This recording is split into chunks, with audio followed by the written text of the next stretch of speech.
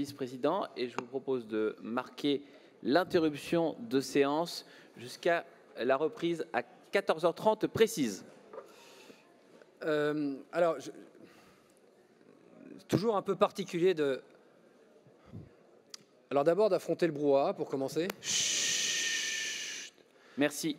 C'est toujours un peu particulier de répondre à la discussion générale sur les sujets mobilité parce que, in fine, quelle que soit la nature du rapport, donc quel que soit le sujet que l'on traite, finalement, les remarques sont les mêmes, qu'elles soient sujet ou hors sujet d'ailleurs. C'est assez intéressant d'ailleurs de voir à quel point les tirs croisés, qu'il s'agisse des félicitations ou des critiques, dépassent très largement les bancs de la majorité, montrant en la matière que trouver une forme de consensus ou une ligne directrice qui satisferait tout le monde est quasiment impossible. Entre ceux qui nous félicitent sur le fond, sur le travail, ceux qui le critiquent, d'un groupe à l'autre, d'ailleurs, de cet hémicycle, y compris sur les extrêmes, on voit bien la difficulté de l'exercice. Y compris d'ailleurs, je le rappelle assez souvent à cette tribune, mais en même temps c'est normal. On est dans la posture, on est en direct là sur les réseaux sociaux, il faut afficher des convictions et des désaccords, y compris lorsqu'il s'agit de manquer considérablement d'humilité. Parce que ce que je viens d'entendre sur la révolution des transports n'a pas eu lieu. Mais enfin, qu'on s'entende bien, et d'ailleurs ça va un peu en contradiction avec d'autres groupes de l'opposition, parce qu'évidemment je ne vais pas me satisfaire de l'autosatisfaction des groupes de la majorité, ça ne serait pas considéré comme crédible, c'est le fait que, en effet, nous progressons, mais nous progressons dans un domaine tout à fait particulier, où les transformations majeures mettent des années à être réalisées.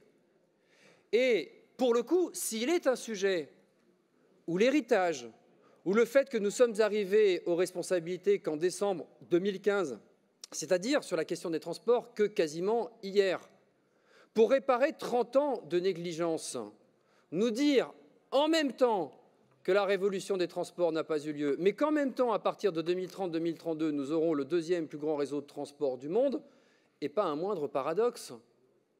Parce que oui, le travail est fait. Est-ce qu'il est satisfaisant dans les transports du quotidien? De toute évidence, non, mais j'invite chacun à regarder les bilans d'activité. Il y a aujourd'hui, indiscutablement en Île-de-France, beaucoup plus de capacités d'emport, de trains, de bus, d'autopartage, de covoiturage, y compris de bus express dans certains départements, qu'il n'y en avait lorsque nous sommes arrivés en 2015. Il y a à peu près 40 millions de déplacements qui se déroulent chaque jour dans notre région. Il y en a à peu près 9 millions dans les transports en commun. Il y en a à peu près 15 millions sur les routes. Et pour les absorber, il y a plus de solutions aujourd'hui qu'il n'y en avait hier. Et quand nous engageons près de 35 milliards d'investissements, infrastructures à travers les CPER, matériel roulant à travers Île-de-France Mobilité, nous faisons là un investissement historique dont vous savez toutes et tous qu'il ne peut pas être dépensé, un peu comme on construirait un gymnase, en fermant un périmètre, en faisant des travaux pendant 1 an et demi qu'on livre dans 1 an et demi. On a 5 à 6 heures de plage de travaux chaque nuit, et donc petit à petit, il faut des années, 5, 10, 15, 20 ans, pour rattraper les 20 à 30 ans de lacunes dont vous nous avez laissé hériter. C'est une réalité, et évidemment, ça appelle à l'humilité. Au moins, c'est ce que j'essaye de faire transpirer depuis des années. Ce qui est assez choquant, c'est que cette humilité, elle ne transpire pas de la part de celles et ceux qui nous ont laissé un état des transports, à peu près comme pour les lycées, dans un état particulièrement déplorable. Alors je voudrais remercier, au-delà des groupes de la majorité, Florence et Delphine en tête, également Isabelle Bérécy et Fabien Guillaume-Bataille, qui ont non seulement salué le travail, mais aussi salué le fait que ce document n'était pas tout simplement à jeter. J'ai entendu les quelques élucubrations qui vont consister à justifier que l'on va ici voter contre ou ici s'abstenir. Celles et ceux qui, tout en disant qu'après tout, ça pourrait être pas mal, mais qu'évidemment, ce serait bien mieux avec plus, ceux qui, à l'époque, d'ailleurs, ont fait moins, ceux qui continuent, comme M. Juravert, à essayer de nous imposer que nous ne ferions que de la route. Vous savez, dans cette région, on ne fait que de la route, on n'est que pro-bagnole. Je rappelle accessoirement qu'il y a 15 millions de déplacements par jour qui s'effectuent par la route, pour 9 millions qui s'effectuent dans les transports en commun. Alors juste un petit rappel de pourcentage factuel. Les chiffres, mais c'est fatigant, putain. Sérieusement. À aucun moment, depuis 10 ans que je suis ici, vous m'avez entendu vous interrompre. Aucun moment. C'est jamais arrivé. Soyez poli et respectueux, c'est tout. Alors un peu de respect. Non, la démocratie, c'est respecter le règlement. Non, Madame Pulvar, la démocratie, c'est de se taire quand les orateurs ont la parole. Je vous rappelle à l'ordre. Madame, vous vous faites remarquer de bien mauvaise façon. Vous feriez mieux de vous faire remarquer par la qualité de vos interventions. Monsieur le vice-président, la parole est lui seul. Sérieusement. Et ça se veut exemplaire et responsable. Mais mon Dieu, quoi. Bien.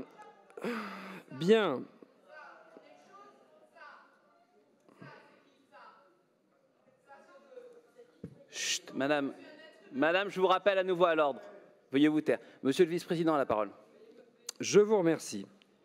Donc, je répondais à Monsieur Juravert sur la place de la voiture dans nos investissements, parce que c'est factuel et concret. Dans le CPER, la route, je vais y revenir dans un instant, ne représente que 7%. 100 moins 7, ça fait 93 pour le reste. C'est un petit rappel. Dans le cadre des investissements de la région, la route ne représente que 9%. 100 moins 9, ça fait 91. Et à l'intérieur de ces 9% considérés comme de la route, qu'il me soit permis de rappeler à M. Juravert et à tous les autres qu'il y a à l'intérieur le covoiturage, les cars express, la lutte contre le bruit et la sécurité routière. Voilà ce que nous faisons, nous, comme mauvaise politique au niveau de la route. Alors, je ne vais pas, évidemment, m'étaler davantage sur le plan mobilité parce que, in fine, il y a, comme d'habitude d'ailleurs, très peu, finalement, de vos interventions dans la discussion générale qui répondent précisément au plan mobilité. C'est l'occasion, comme on le fait pour le budget, comme on le fait pour le compte administratif, de venir rappeler quels sont les dogmes, les postures, les convictions des uns et des autres. Donc ce que je vous propose, Monsieur le Président, maintenant que nous sommes revenus au calme et que tout le monde a faim, c'est de répondre au reste du plan mobilité à travers la trentaine d'amendements dont j'ai cru comprendre que nous aurons à les étudier après les JOP cet après-midi. Je vous remercie. Merci, Monsieur le Vice-président.